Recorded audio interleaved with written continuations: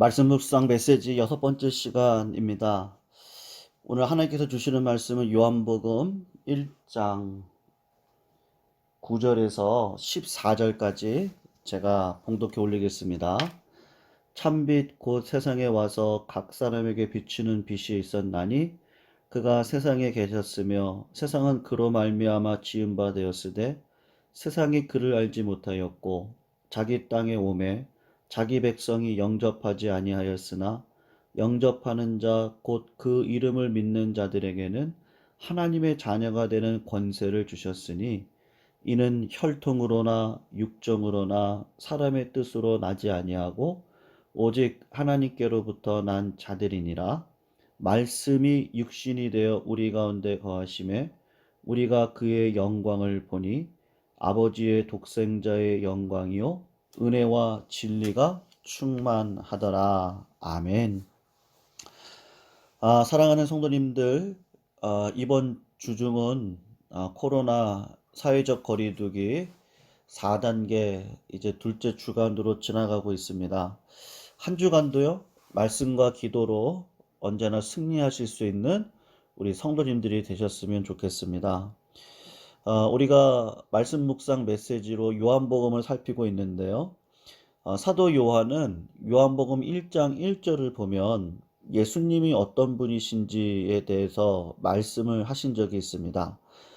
태초에 말씀이 있고 그 말씀이 하나님과 함께 계셨고 그 말씀이 하나님이다. 우리 예수님이 창조주 하나님이시다 라는 것을 말씀을 하십니다.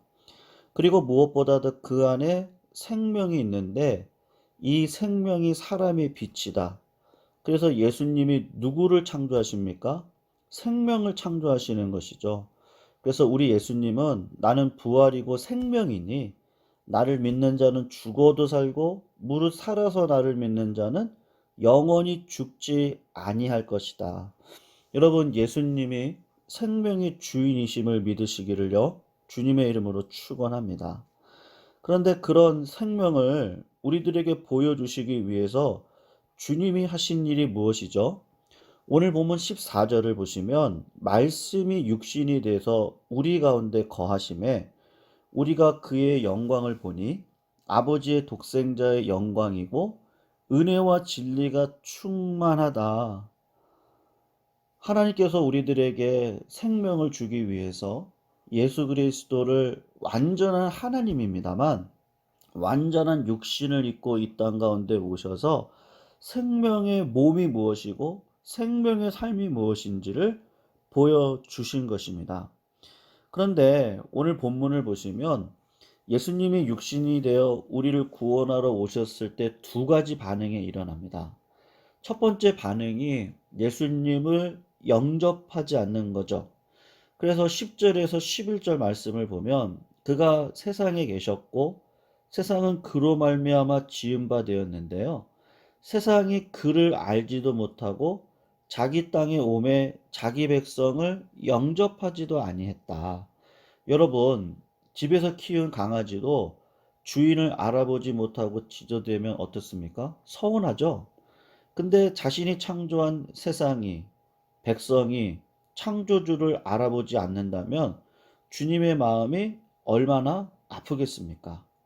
여러분, 사람들은 참 묘합니다.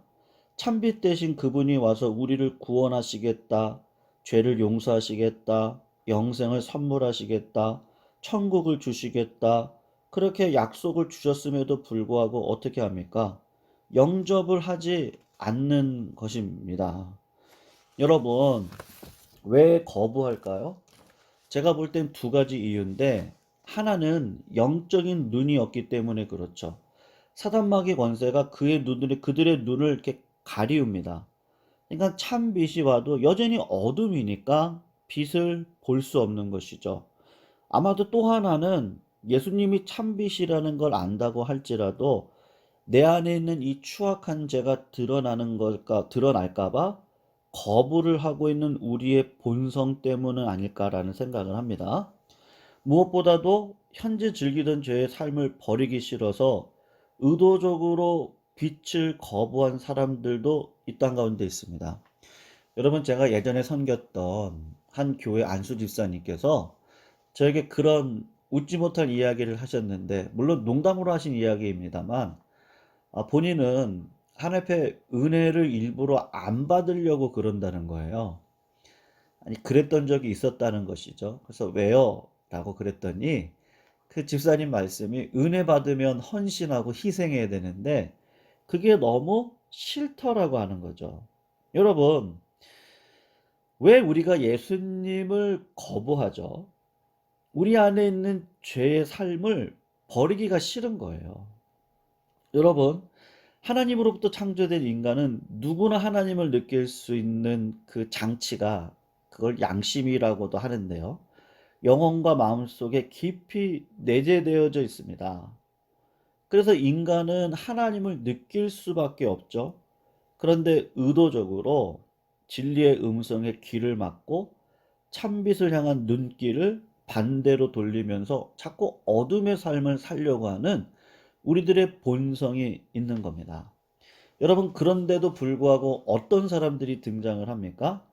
예수님을 영접하는 자들이 등장을 하는 것이죠. 12절에서 13절을 보면 영접하는 자, 곧 그 이름을 믿는 자들에게는 하나님의 자녀가 되는 권세를 주셨으니 이는 혈통으로나 육종으로나 사람의 뜻으로 나지 아니하고 오직 하나님께로부터 난 자들이다. 그렇게 말씀을 하고 있습니다. 여러분, 창조주 하나님, 생명의 주인이신 예수님이 육신되어 이 땅에 올 때 영접하는 자들이 있었습니다. 예수님을 믿는 자들이 있었습니다. 어떻게 이런 일이 가능합니까? 요한 사도가 이야기하는 것은 그건 혈통이 아니다. 육종으로도 아니다.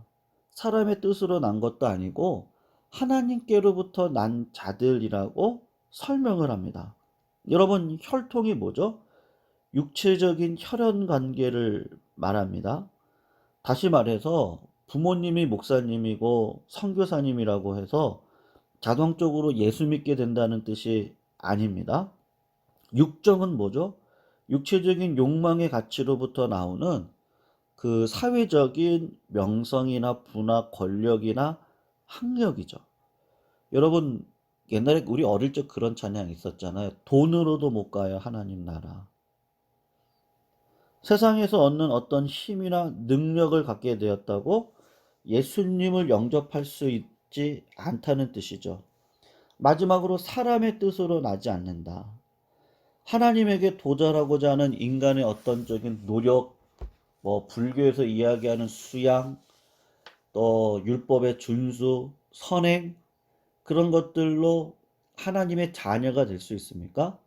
그렇지 않습니다.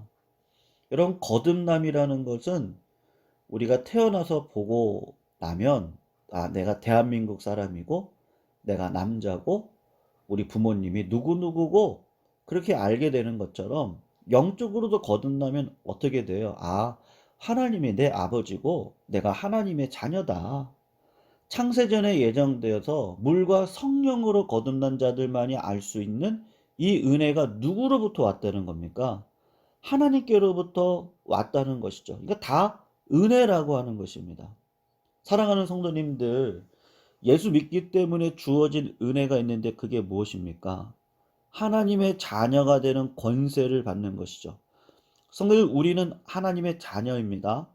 과거에는 어둠의 자식들이고 죄의 노예고 사단의 종로를 하는 자들이었는데 이제는 예수 영접하고 하나님의 자녀가 되었습니다. 그러면 자녀로서 권리가 있는데 그게 무엇이죠?